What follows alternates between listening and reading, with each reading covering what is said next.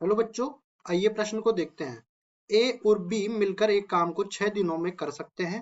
उसी काम को बी और सी 9 दिनों में तथा ए और सी 12 दिनों में कर सकते हैं। तदनुसार ए, बी और सी एक साथ उसे कितने दिनों में कर सकते हैं, यह हमें बताना है। प्रश्न को हल करने से पहले इसकी मुख्य अवधारणा के बारे में चर्चा कर लेनी है। मुख्य अवधारणा मुख्य अवधारणा में देखिए, हम लोग यहाँ पे बोलेंगे कि जो कुल कार्य होता है, कुल कार्य वो किस पर निर्भर करता है। एक तो निर्भर करता है कि दिन कितने दिन काम किए लोगों ने, और लोगों की कार्य क्षमता क्या थी। इन दो चीजों पर निर्भर करता है। तो इसको पहले इस तरह से लिख देंगे, कुल कार्य एक तो दिनों की संख्या पर निर्भर करता है, दिनों की संख्या, और इसके भी समानुपाती होगा। जितने दिन होंगे उतना कार्य ज्यादा होगा। और इसी तरह कुल कार्य जो है, कुल कार्य वो समानुपाती होगा किसके, कार्य क्षमता के। लोगों की कार्य क्षमता कितनी है, जितनी अधिक कार्य क्षमता होगी उतना अधिक कार्य होगा।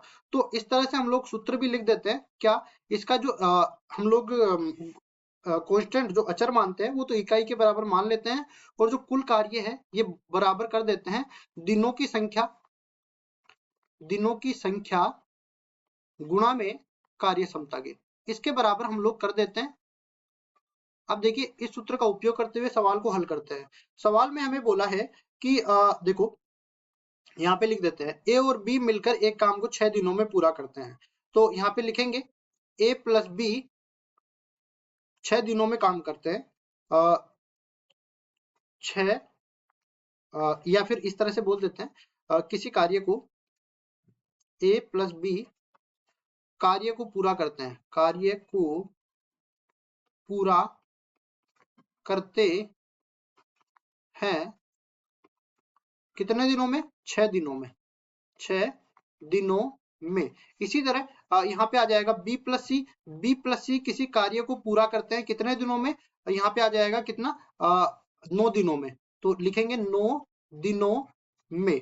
और उसके बाद आगे बढ़ेंगे, और अब सी प्लस ए का नंबर आएगा। सी प्लस ए किसी कार्य को पूरा करेंगे कितने दिनों में, यहाँ पे दे रखा है 12 दिनों में, 12 दिनों में। अब उसके बाद देखो, यहाँ पे हम लोग एक चीज कर सकते हैं, क्या, कुल कार्य निकालने के लिए ये जो दिनों की संख्या है, अलग अलग लोगों के लिए अलग अलग दिनों की संख्या है, तो इनका हम लोग ले लेते हैं लघुत्तम समापवर्त्य। तो यहाँ पे लिखेंगे कुल कार्य, कुल कार्य ये बराबर हो जाएगा एलसीएम, लघुत्तम समापवर्त्य लेंगे किसका, 6 का ले लेंगे, 9 का ले लेंगे, 12 का ले लेंगे, जो कि बराबर आ जाएगा 36 के बराबर। तो इसको बोल देते हैं इकाई, मतलब कुल कार्य 36 इकाई के बराबर आ जाता है।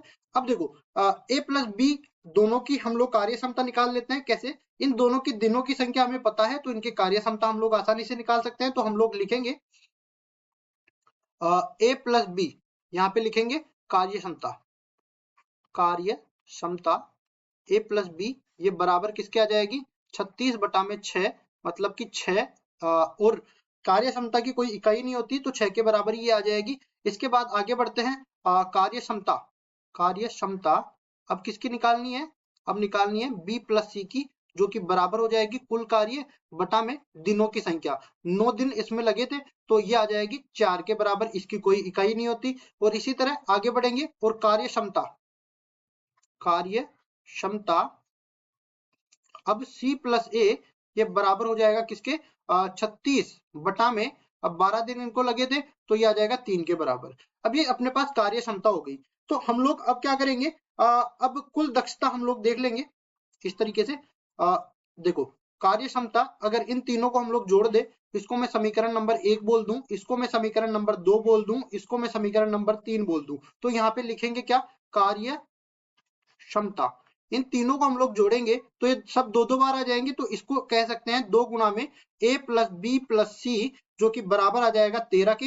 अब देखो 2 को इधर भाग देंगे तो यह हमारे पास आ जाएगी कार्य क्षमता किसकी, ए प्लस बी प्लस सी, तीनों की कार्य क्षमता किसके बराबर आ गई, 13 बटा 2 के बराबर आ गई।